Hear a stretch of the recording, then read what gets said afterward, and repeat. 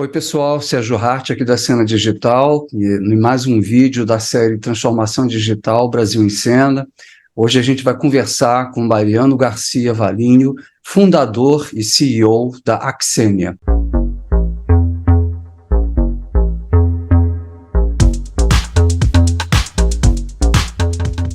Fundada em 2020, a Health Tech Axenia usa a inteligência artificial para coordenar carteiras de saúde corporativa de ponta a ponta, alinhando interesses de empresas, planos de saúde e pacientes em um único serviço.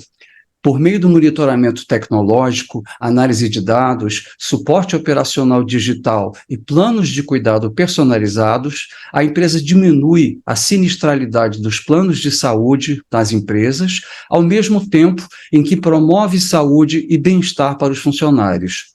Em agosto de 2022, anunciou uma fusão com a corretora HealthCo, e hoje a Axenia atende mais de 80 mil vidas e possui mais de 200 clientes corporativos. O Mariano é o fundador e CEO da Axenia, ele é engenheiro por formação, com MBA em Harvard.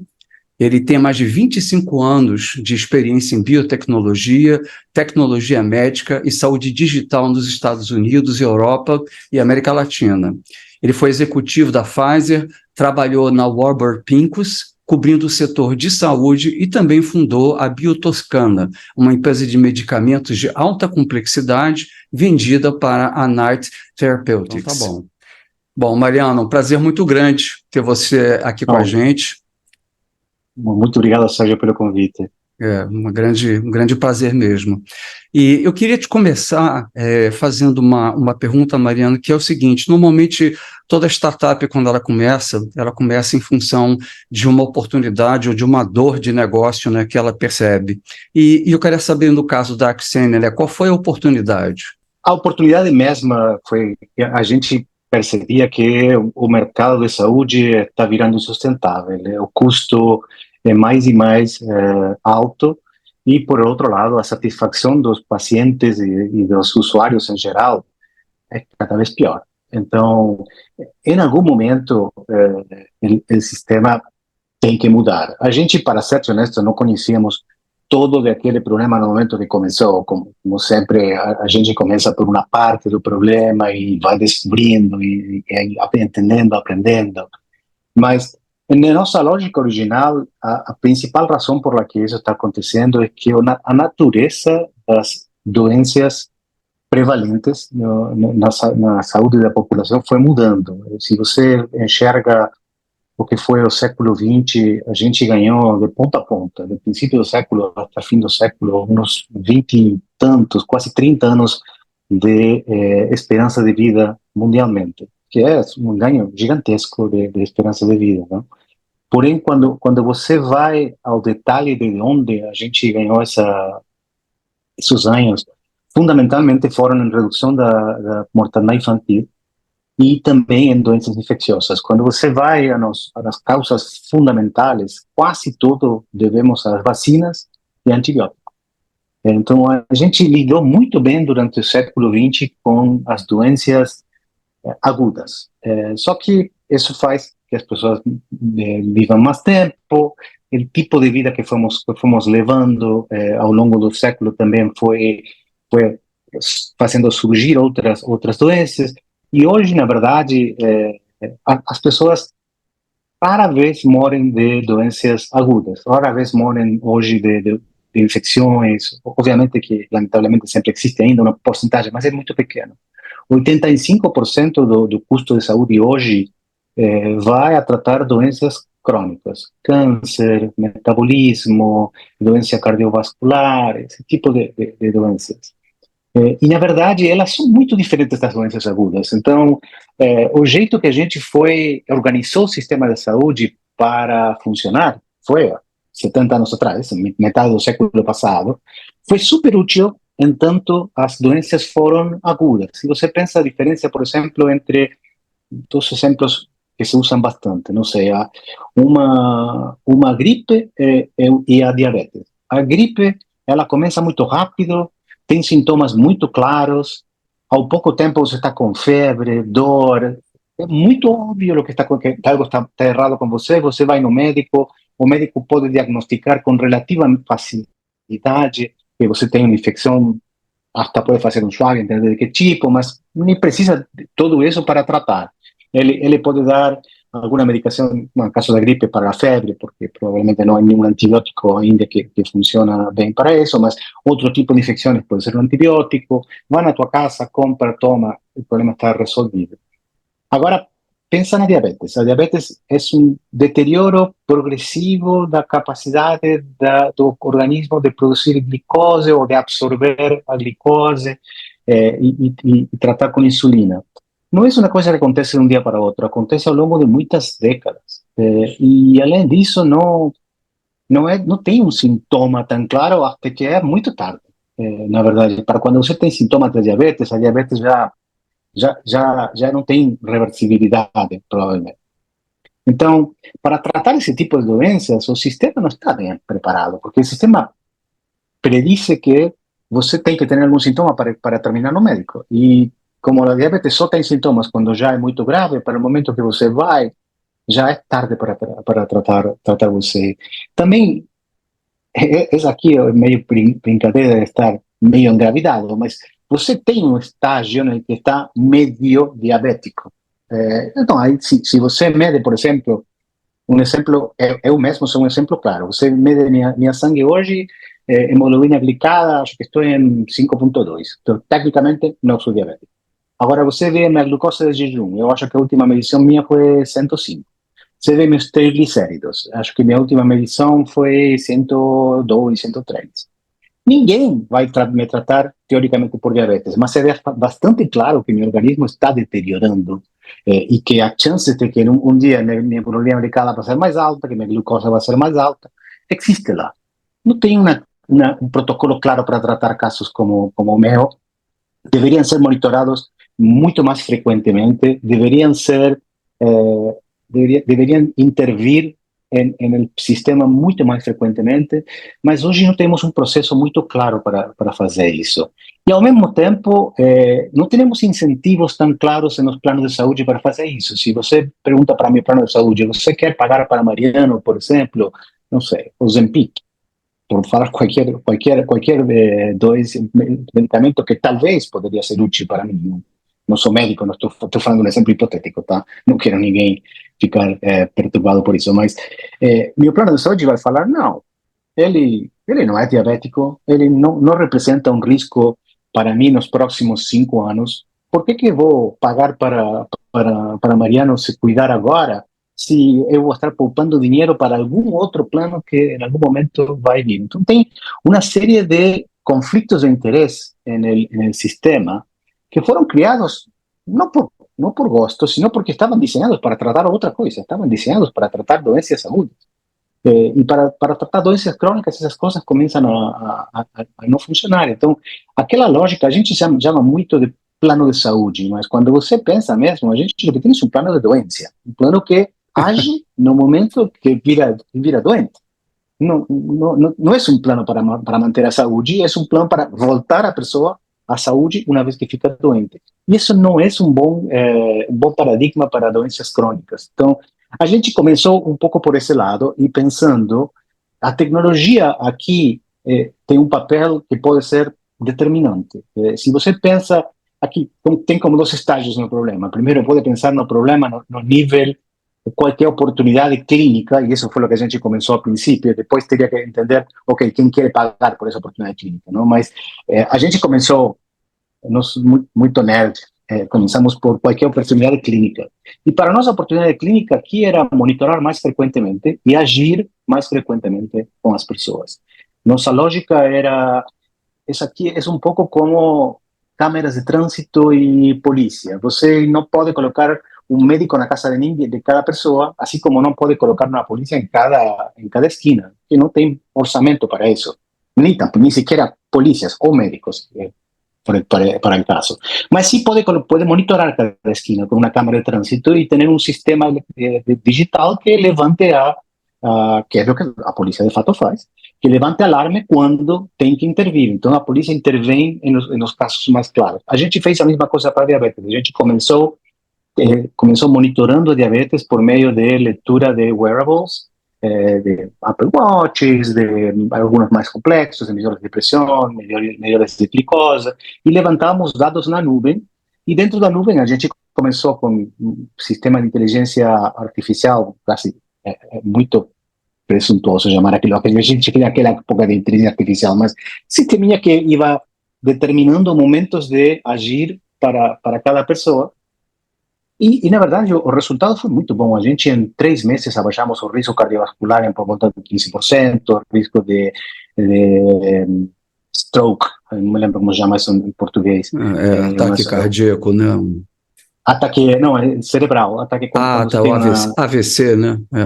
Um AVC, isso, desculpa. Uma vez, risco de AVC a gente baixou por volta de 14, 15%, o risco de morte devido a diabetes baixamos por volta de 20%, e baixamos custo também do sistema, por volta de 13%. Então a gente compreendeu, a solução técnica parece simples, aqui podemos resolverlo, não é um problema médico, é um problema de transmissão de informação. Se um médico soubesse que tem que agir, ele pode agir, e se haja tempo, consegue tanto melhorar a saúde como abaixar custos. E esse foi, na verdade, o problema que a gente começou. O problema, como sempre, em health, é que tem tantos atores e é um sistema tão regulado que você precisa trabalhar um pouco mais para encontrar, ok, o sistema funciona, e nós sabíamos que o sistema funcionava a los 10 meses de fundar a companhia, mas levou 2 anos a entender quem que paga por isso. Então, esse foi o pago que a gente foi entendendo depois, mas o problema não mudou, o problema segue sendo exatamente o que eu descrevi. O que não fica, a gente ainda levamos uns 3 anos para começar a encontrar uma ponta de como se podia estruturar a companhia para poder viver da solução desse problema. Você está me trazendo uma questão aqui importante, que é quem paga, né? Você tem aí vários atores na saúde, né? Você tem um plano de saúde, hospital, laboratório, a indústria farmacêutica, o paciente, o médico. No caso de vocês, o modelo de negócio de vocês é um modelo de negócio que é pago por um só tipo de empresa, ou como é que funciona? Ou são várias empresas que vão pagando esses sensores, esses wearables, né? Então, a gente, na verdade, tentou tudo. Nós tentamos primeiro ir por o caminho mais ortodoxo, que era levar o produto para os médicos recomendaram para os pacientes e os pacientes comprar. A realidade é que isso provou ser muito difícil, funcionava, porém, o nível de custo para manter uma força de vendas, para visitar a quantidade necessária de médicos e a fragmentação dos pacientes e a quantidade de pacientes que podem pagar desse negócio do bolso, acabou não funcionando. A gente depois tentou vender para planos de saúde, e tivemos algum sucesso, porém era mais difícil fazer o plano de saúde e investir em algumas doenças que são mais de longo prazo. Então, talvez em diabetes eles tinham mais interesse em fazer, mas se a gente falava, não sei, para pressão, e talvez não, porque o tempo biológico em que a solução paga é muito mais comprido e os planos têm contratos mais curtos, então na verdade não foi muito bem. Onde a gente conseguiu mais tração, e de fato foi o modelo que implementamos até agora. Os outros 2 modelos talvez funcionem, mas até agora acho que o mercado não é suficientemente desenvolvido para ir para esses lados. Mas o modelo que a gente conseguiu foi nas empresas. As empresas, como você sabe, no fim das contas, são quem paga pela grande parte da saúde. Grande parte das pessoas tem um plano de saúde porque a companhia para que eles trabalham compra e paga. Então, para as empresas, a dor é muito mais clara porque sai do bolso deles no fim o custo. Também a dor é de muito mais longo prazo porque as empresas têm empregados por muito mais tempo, eles enxergam que seus empregados vão ficar com eles pelo menos 10 anos, então tem mais vontade de investir a longo prazo com eles. E também, na verdade, porque as empresas conhecem os seus empregados mais de perto do que um plano de saúde. Para um plano de saúde, um afiliado é um entre milhões, para uma empresa, seu funcionário é alguém que ele vê todos os dias, então tem uma relação com eles muito mais clara, e até tem benefícios indiretos que, na verdade, com total honestidade, são difíceis de quantificar, mas são bastante óbvios. Se as pessoas têm melhor saúde, têm melhor produtividade, têm melhor absentismo, etc. Então, a gente conseguiu melhor tração nas empresas, e de fato foi isso que nos levou a comprar a Healthco, que você falou, com a fusão com a Healthco, que vendia planos de saúde. A gente pode vender o plano de saúde junto com o monitorio e as soluções digitais necessárias para administrar esse plano de forma personalizada e mais precisa. O seu produto, então, ele está focado na monitoria. Agora, você falou bastante sobre intervenção. Quem faz a intervenção? Isso faz parte do plano? Ou a partir da monitoria, você tem que chamar o médico daquela pessoa? Tem vários caminhos. Às vezes é parte do plano. Todos os planos de saúde, por exemplo, em geral, têm programas de pacientes que oferecem. O problema com o programa de pacientes é que, em geral, quando você oferece e o paciente tem que escolher se enrolar, normalmente os pacientes que se enrolam são aqueles que se cuidam mais. E esses pacientes que se cuidam mais, normalmente são aqueles que precisam do plano menos.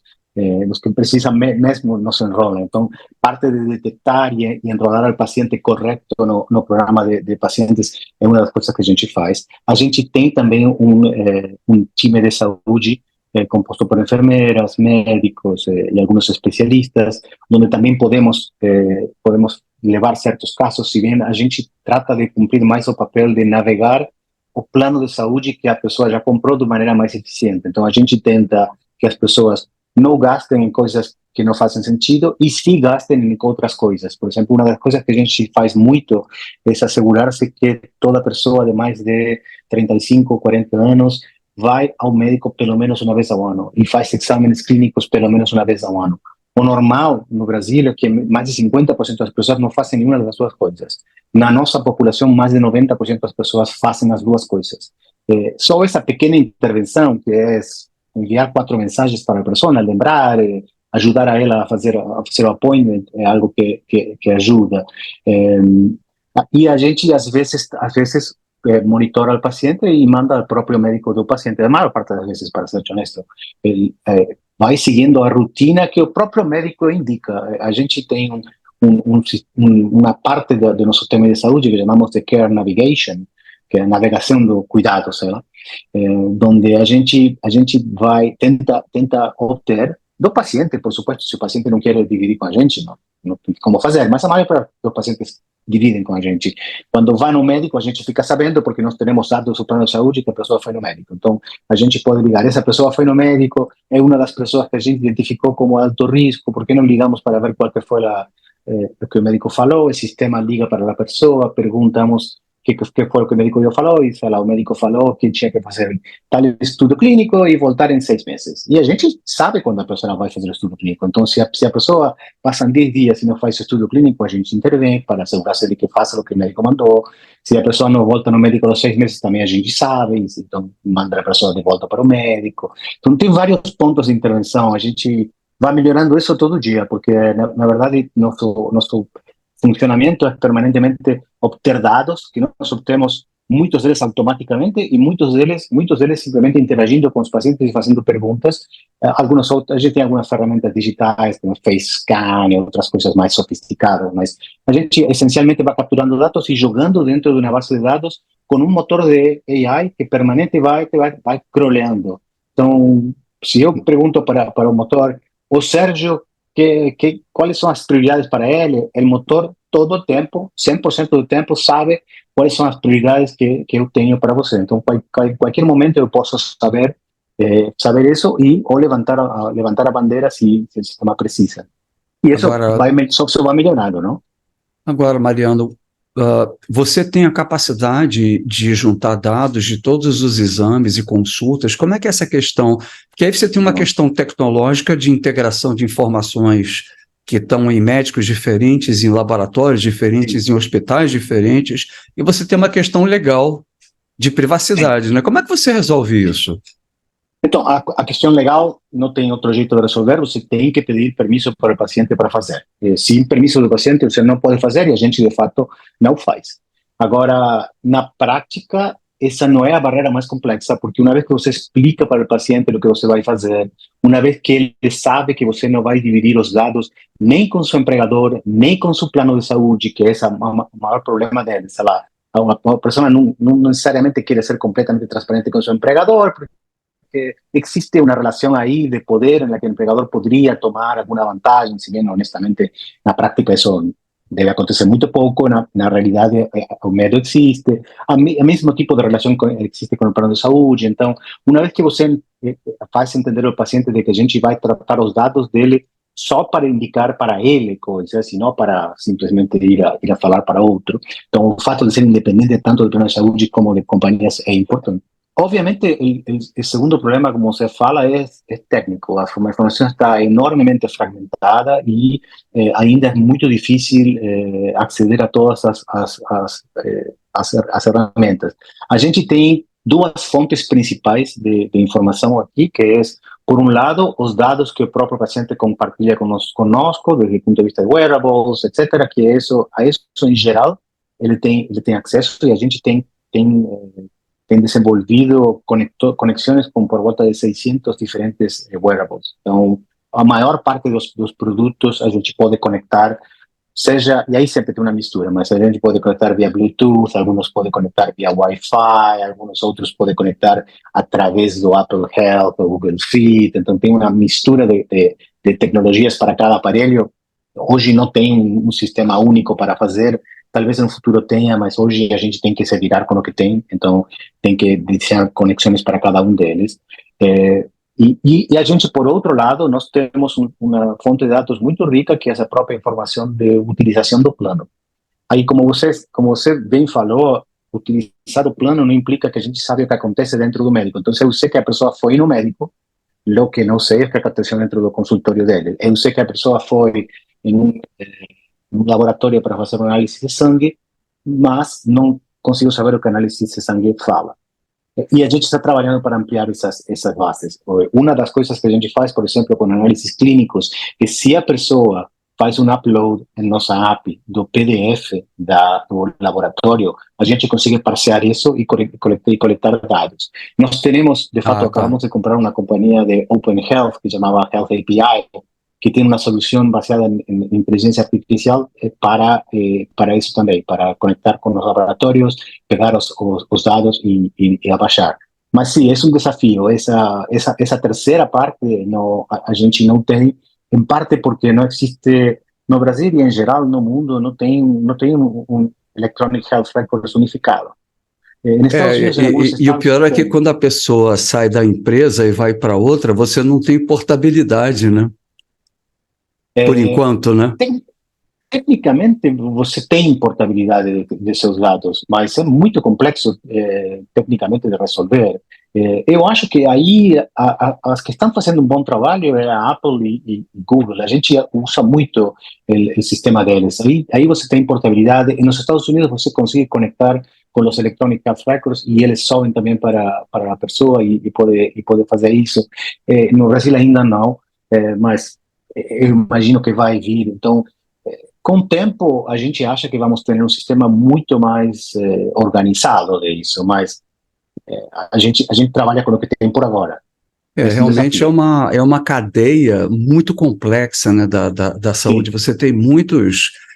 Você tem muitos agentes e o cliente final ele pode mudar de agente, ele muda de hospital, muda de médico, muda de empresa, muda Exato. De plano. Né? E você não Exato. Tem um repositório comum de dados, né? Isso aí fica... Não, e se bem você tem o direito de levar seus dados, porque são propriedade do paciente, na prática é um problema técnico não menor. Não é tão simples como eu vou pegar meus dados e vou colocar em outro lado, não tem esses repositórios unificados ainda. Eu acho que até não é um problema técnico, é um problema comercial ou institucional, Totalmente. Porque... Né? Agora, o que vocês estão pensando em fazer como roadmap, né, para a solução de vocês, né? Hoje vocês estão atuando em que localidades? Estados Unidos e Brasil, já está na Europa? Vocês vão crescer para onde? O que tem de roadmap? Boa pergunta. aqui eu posso te falar minha opinião, talvez se você pergunta para meus sócios, cada um te vai dar uma opinião diferente. Nosso, a gente almeja, nós estamos começando pelo Brasil, por agora. O Brasil, como você sabe, é 50% do mercado de Latinoamérica, e todos nós conhecemos o Brasil muito bem, por história pessoal, etc. Se bem, obviamente, você vê por meu sotaque que eu não sou brasileiro, mas tenho mais de 10 anos aqui, então conheço bem o mercado do Brasil. Nossa solução, nós achamos que é aplicável na maior parte dos países de Latinoamérica. Sinceramente, o ordem lógico de crescimento seria ir para México, que é o segundo mercado de Latinoamérica. Depois, normalmente, em tempos normais, e falo isso com dor na alma, porque eu sou argentino, mas em tempos normais, o terceiro país seria a Argentina. Hoje não são tempos normais, então não sei se a gente iria para a Argentina, mas a gente está longe de qualquer jeito de escolher isso. E depois, provavelmente, Colômbia e Chile são os seguintes mercados. A gente acha que nossa solução é portável a todos eles. Como sempre, em saúde, e a gente falava muito isso quando eu estava na Pfizer, a gente falava, nós não somos uma companhia global, nós somos uma companhia multi-país. Mas cada país opera de maneira diferente. É muito diferente o sistema de saúde da Espanha do sistema de saúde da Costa Rica. Então, em cada país, a gente pode alavancar um produto central, como é o caso da Pfizer. A gente vai poder alavancar nosso código, nossos motores de AI, porque biologicamente as pessoas são bastante parecidas em todos os lados. Tem diferenças, obviamente, mas são bastante parecidas. Porém, os sistemas de saúde são muito diferentes, então a gente vai ter que adaptar-se para cada país. Mas a gente acha que nós conhecemos bem Latinoamérica. Eu trabalhei em quase toda a Latinoamérica durante a maior parte da minha carreira, então achamos que para a Latinoamérica a gente tem uma vantagem importante. Então esse seria nosso próximo passo. Sinceramente, a gente não tem planejado além de Latinoamérica. Eu sei que as startups novamente querem conquistar o mundo, e etc, mas não acho que é a maneira certa de pensar em healthcare. Healthcare é muito complexo, cada país é um mundo mesmo, e a gente tem que ir aos poucos. E francamente, tem um tema, tem um tema aqui em Health Tech que para mim é muito chave, e me parece que a maior parte das Health Techs esquecem, que é que a velocidade de desenvolvimento do mercado não depende só da tecnologia, depende também da regulação. E a regulação é algo que a gente não controla. Então, uma Health Tech que cresce, cresce e cresce, queimando caixa, corre o risco de que a tecnologia não acompanhe ela e que fique no meio do caminho. De fato, é o que aconteceu com a maior parte das Health Techs no Brasil e nos Estados Unidos. Fica no meio do caminho, não porque a ideia não seja boa, sino porque a regulação não é suficientemente rápida. Então, para nós, uma Health Tech tem que crescer para o lado correto, construindo a solução correta, mas de um jeito que pode pagar as contas no meio, e não depender permanentemente de queimar caixa. Então, e a gente foi o jeito que estruturou a Xenia. A Xenia hoje é cash flow positivo e a gente pode viver forever sem levantar mais dinheiro. Não que a gente não queira levantar mais dinheiro, porque a gente sempre quer crescer mais rápido, quer ir mais rápido, mas não dependemos de queimar caixa como método de desenvolvimento. É interessante a empresa de vocês, né? Porque um dos desafios que eu vejo maior que você tem, além da questão da privacidade das leis, é quem é realmente o cliente, quem paga, né? Porque você tem tanta gente envolvida, né? Que aparentemente a empresa é uma solução, mas quando você usa a empresa e você passa a trabalhar no B2B, você também está deixando de trabalhar, de aproveitar uma oportunidade do B2C, né, do varejo, né, Sim. Que é mais trabalhoso, então, é claro, setor público também, né, enfim, tem várias opções então, aí, né? Sem dúvida, sem dúvida. A gente hoje, bom, tudo vai aos poucos, mas a gente hoje não se enxerga como uma companhia meramente B2B. A gente captura o paciente B2B, porque é o canal de mais alto fluxo para capturar, porque 90% da dispensa de saúde é o plano de saúde. Então, quem compra o plano de saúde determina onde vai ficando a população. Mas a maior parte do nosso trabalho, uma vez que a gente instalou esse sistema, é com os próprios usuários, porque temos que convencer a eles de que somos confiáveis, de que podemos levantar os dados deles, de que as recomendações que damos fazem sentido, etc. Então, a gente, na verdade, temos dois times dentro, temos 2 squads, um desenvolve para B2B e outro desenvolve para B2C. E eu acho que esse é o caminho correto para agora. Você está certo que B2G, sem dúvidas, um dia vai ser, em países como o Brasil, vender para o governo é uma arte, é bem complexo, requer de um volume muito maior, que a gente hoje, sinceramente, não estamos preparados. A gente é uma companhia relativamente nova e pequena, mas com certeza que tem outros caminhos e porque o impacto na sociedade seria maravilhoso, né, de redução de custo, de orçamento do governo, né, porque você trabalhando com a saúde mais do que com a doença, você tem uma possibilidade incrível. Bom, e pensa nos números, 80% do custo de saúde são doenças crônicas, e mais ou menos se calcula que 80% do custo de doenças crônicas é evitável.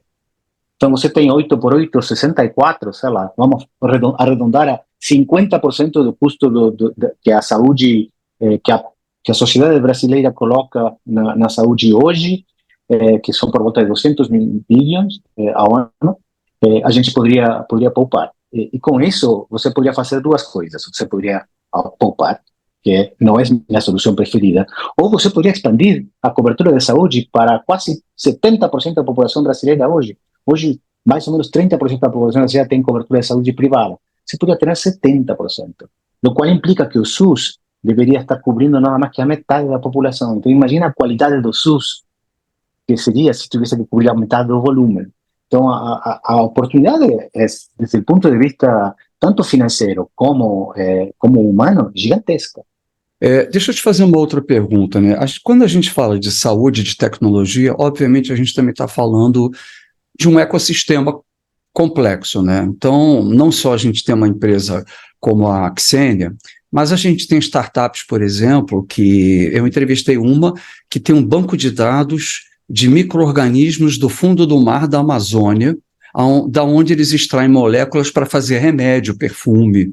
Eu entrevistei uma outra startup que tem o cheiro digital, né? Muito bacana essa empresa, que agora está se direcionando para a saúde, ou seja, está usando testes de saúde baseado em cheiro. Vocês pretendem entrar nessas áreas, ou seja, de produtos de infraestrutura médica, ou fazer parceria? Como é que você vê esse ecossistema? A gente acha que esse ecossistema de health tech é um pouco parecido com o sistema de biotech.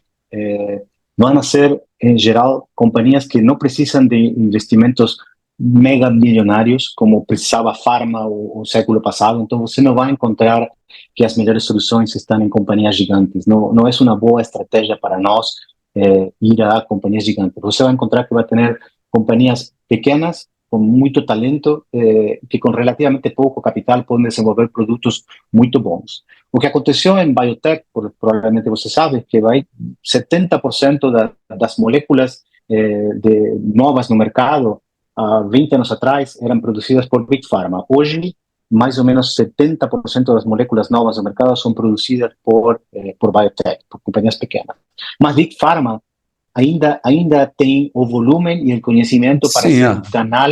A industrialização do processo e o canal de vendas. E o canal, então a gente se enxerga do mesmo jeito. A gente acha que obviamente, qualquer produto que melhora a saúde de nossas populações, a gente é bem-vindo no nosso ecossistema, porque isso melhora a saúde, melhora o sistema. A equação fundamental é muito simples, são menos custos, tem menos doença é menos custos. Então, a gente adoraria ter mais desses parceiros. Nós temos alguns já, que são parceiros de terceiros. A gente não pretende desenvolver essas soluções, não podemos fazer tudo bem, mas sim pretendemos ser o canal correto para recomendar para nossos pacientes isso. Lembra que a gente tem os dados, então pode falar, tal paciente poderia usar tal companhia e podemos fazer esse casamento. Direcionar o paciente, né? Entendi. Um pouco como o Mercado Livre ou a Amazon faz com retail, não? Eles não fabricam as coisas que vendem, porém tem na prateleira infinita, que nós chamamos, e recomendam. Perfeito. A recomendação aqui é um pouco mais complexa, porque é individualizada, na verdade. Poxa, Mariano, muito bacana essa conversa aí. Pessoal, eu estive conversando aqui com o Mariano, da empresa Xenia, e queria te agradecer muito aí por compartilhar com a gente essa tua experiência, esses teus desafios. Te desejo muito sucesso, né? Com certeza você vai ter, que vocês cresçam e que vocês possam reduzir os custos da saúde, né? Não só no Brasil, como na América Latina também. Super obrigado. Obrigado ao pessoal também que está assistindo a gente. Muito obrigado mais uma vez e até a próxima aí, tá? Tchau, tchau.